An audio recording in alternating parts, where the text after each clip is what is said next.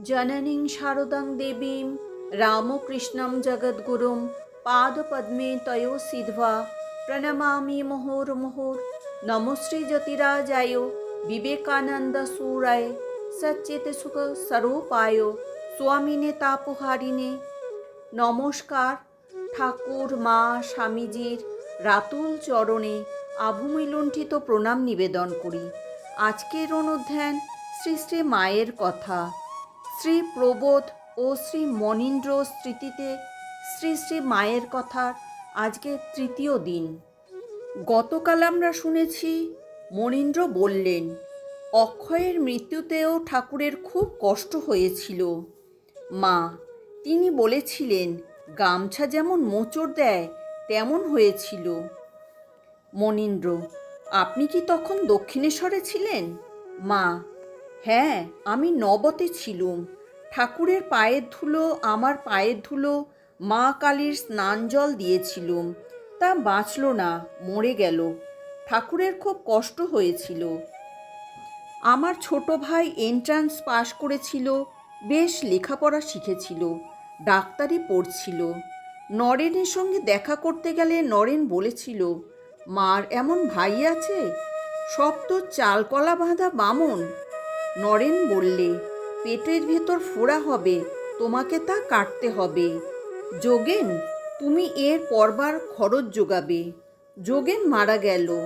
রাখাল 40 টাকার বই কিনে দিয়েছিল। রাখাল শরৎ তার সঙ্গে একসঙ্গে তাস খেলত। সে ভাই মারা গেল। সংসার মায়ার বন্ধন। করুণ স্বরে বলিলেন আহা, যাকে পাশ ফিরিয়ে শুয়ে মনে প্রত্যয় হয় না, এমন ছেলে মাকুর, দেখো না কত যন্ত্রণা। এই রাধুকে লালন পালন করে কত কষ্ট, পালার বড় জ্বালা। রাধু যখন হয় মা বলেছিলেন ছোট বউকে ওর মা বাপের বাড়ি নিয়ে যেতে চায়, তা যাক না। আমি সকালবেলা পুজোর সময় দেখলুম থিয়েটারের যেমন পর্দা সেই রূপ সরে যায়। এই রূপ দেখেছিলুম। দেশে রাধুর মা খুব কষ্ট পাচ্ছে। রাধুকে শুধু 4টি মুড়ি দিয়েছে। বাইরে উঠানে পড়ে খড় ধুলোর ওপরে সে মুড়ি খাচ্ছে। রাধুর মা হাতে কোথাও একটা লাল সুতো, কোথাও নীল সুতো বেঁধেছে। পাগলের যেমন খেয়াল।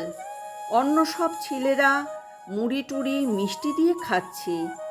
এই দেখে জলে চুবিয়ে ধরলে যেমন হাঁপিয়ে ওঠে, তেমনি হাঁপিয়ে উঠলুম। বুঝলুম আমি ছেড়ে দিলে রাধুর ওই অবস্থা। সৃষ্টিমা তাহার ছোট ভাই অভয়কে খুব ভালোবাসিতেন। ভাইদের তিনিই মানুষ করিয়াছিলেন। অভয় মৃত্যুকালে বলিয়া গিয়াছিল দিদি সব রইল, দেখো। রাধু তখন মাতৃগর্ভে। প্রসবের পর রাধুর মা শ্রী শ্রী মায়ের সহিত কলিকাতায় আসেন। পরে পাগল হইলে তাহাকে জয়রামবাটি পাঠানো হয়। রাধু সেখানে খুব দুঃখ কষ্ট পাইতে থাকে।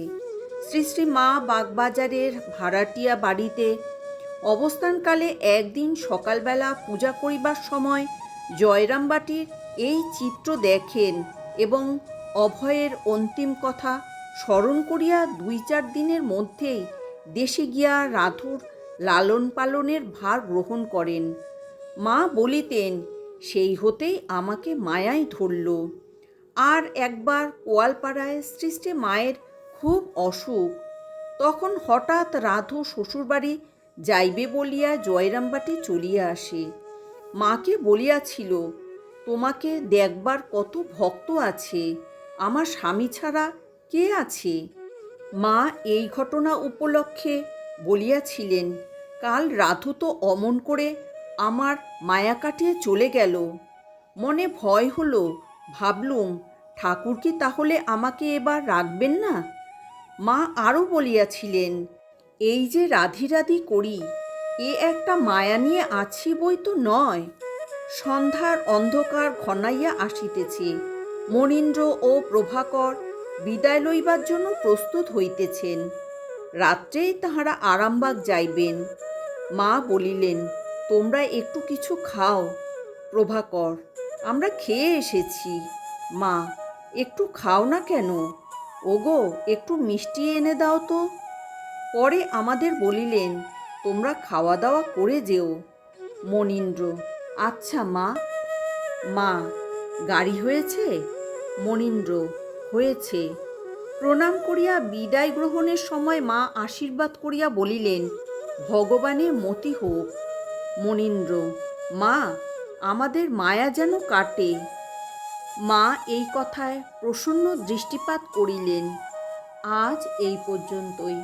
আগামীকাল পরবর্তী অংশ। জয় ঠাকুর, জয় মা, জয় স্বামীজি।